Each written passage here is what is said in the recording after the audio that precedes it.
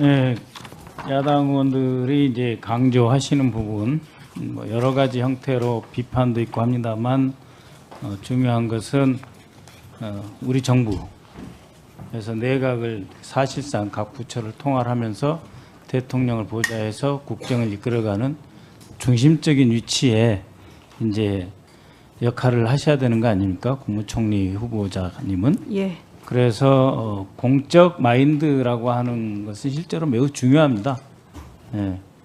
그렇기 때문에 이제 큰 사업을 이루고 이렇게 재산을 축적하고 그런 과정에서 이렇게 공적 영역으로 이렇게 와서 활동을 하신 게 얼마 안 되잖아요. 그래서 그 사이에 어떻게 보면 전혀 다른 세상으로 지금 후보자께서 오신 것인데 그 짧은 1년 동안 많은 경험도 있으시고 또 이런 다른 세상이 있었구나 하는 인식도 하셨을 것이라고 저는 생각합니다. 또 그 과정에서 부동산을 실제로 이렇게 처분하는 경우는 잘 없어요.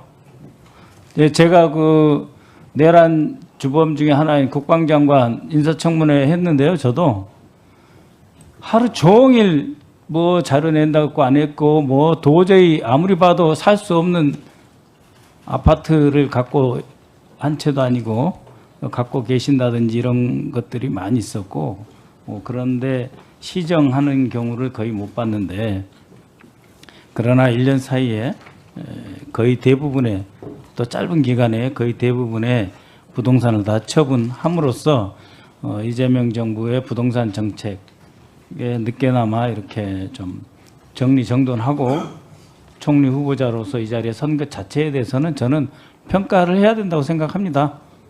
사실 그런 분 잘 없어요.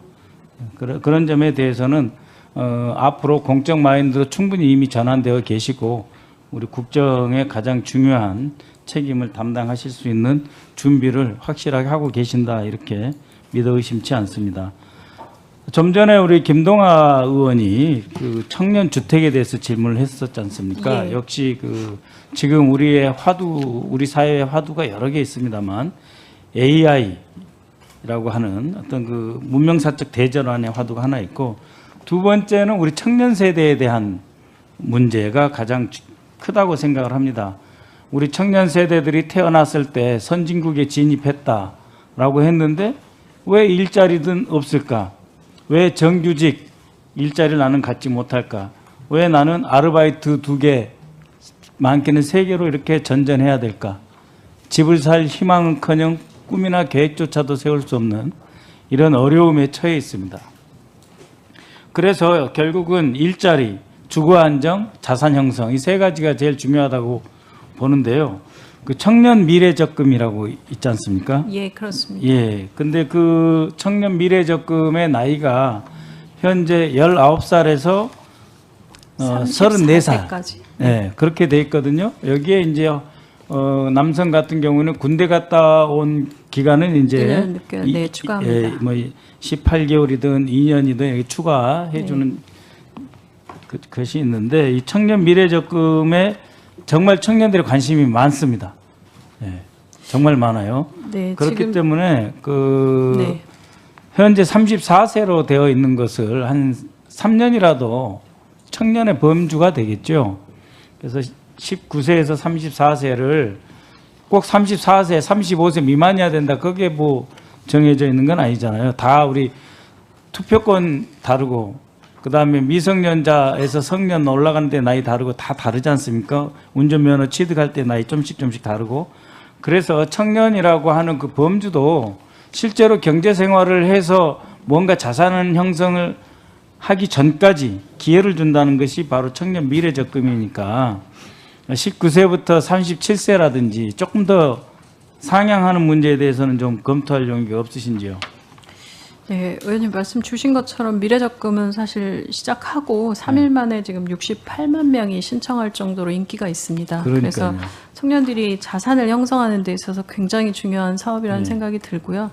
우선 이제 시작이니까 내용 좀 보고 그리고 예산이나 이런 부분들 보면서 좀 전체적으로 확장하거나 하는 부분들을 살펴봐야 된다고 생각합니다. 예, 과거에 이제 그 문화 그리고 청소년 그리고 이게 이제 체육부가 함께 있을 때 청소년이 이제 우리 정부의 임무의 하나로 아예 대상으로 들어가 있었던 적이 있는데 지금 청년 업무는 대개 이제 국무조정실에서 하시나요? 청년 정책 관련된 부분들이 있습니다. 그래서 총리 산하에. 대통령님께서도 그렇고 우리 사회의 미래 아니 바로 오늘을 위해서라도 청년에 대한 정책은 정말 시급하다. 우리가 청년에 대해서 잘못 이야기하는 게 저는 있다고 봅니다. 계속 미래 세대라고 하는데요. 지금 현재 오늘 우리 사회의 주요 구성원으로서 살고 계시고 활동하고 있는 사람들에 대해서 미래 세대라고 하는 표현은 저는 적절하지 않다고 보고요. 이 청년 세대를 미래 세대 이렇게 하면은 지금 안 돌봐줘도 된다는 어떤 그 전제가 깔려 있는 것처럼 느껴지거든요. 나중에 잘 돼. 지금 고생은 당연한 거고 나중에 당신들은 잘 될 거야. 그런 부지불식간의 그런 인식이 있다고 저는 봅니다. 그래서 청년 정책에 대해서는 정말 청년 스스로 갈 수 있도록 국무조정실의 어떤 팀이라든지 국이든 단위든 정말 책임 있게 좀 해줬으면 좋겠다는 생각입니다. 그리고 우리 기성세대의 눈으로 청년을 봐가지고 청년 정책은 나올 수 없다고 저는 생각을 합니다. 왜? 저도 20대, 30대 때 아버님, 어머니 이해 못했거든요. 근데 제가 이제 아버지가 돼가지고 아들, 자식들 이해하려면 이해가 됩니까? 안 되잖아요. 그러니까 청년 정책은 총리실에 특별하게 20대부터 30대 중반까지 아예 그분들에게 일자리를 주시고 뭐 교환 순환제로 하시든지 선출을 하시든지 방법을 통해서 청년정책 기획단이라든지 청년정책 집행감시단이라든지 이렇게 해서 좀 뿌리를 뽑았으면 좋겠습니다. 청년정책에 대해서 확실히 한다. 네, 지금 의원님 말씀 주신 것처럼 총리실 산하에 청년 정책 실 단위로 있습니다. 그리고 청년들이 모여서 60여 명 정도가 청년 정책 관련해서 청년들이 직접 청년 정책을 만드는 부분들이 있는데요. 근데 지금보다는 좀 더 전 부처가 하고 있는 청년 정책직을 모아서 좀 종합적으로 살펴볼 필요가 있다고 생각합니다.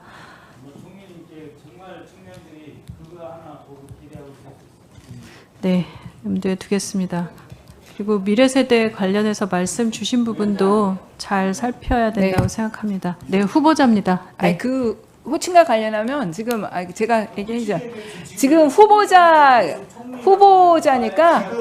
이 방송을 지켜보고 있는 시청자께서 저희들한테 연락왔습니다. 총리가 되었냐? 네. 총리 후보자는 인사. 그거는 박선원 의원님이 박선원 님이 그건 잠깐 실수한 것으로 보이고요. 네. 네.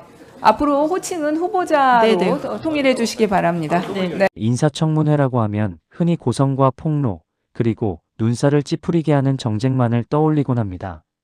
하지만 이번 박선원 의원의 질의는 청문회가 왜 존재해야 하는지 그 품격을 여실히 보여주었습니다. 비판을 위한 비판이 아니었습니다.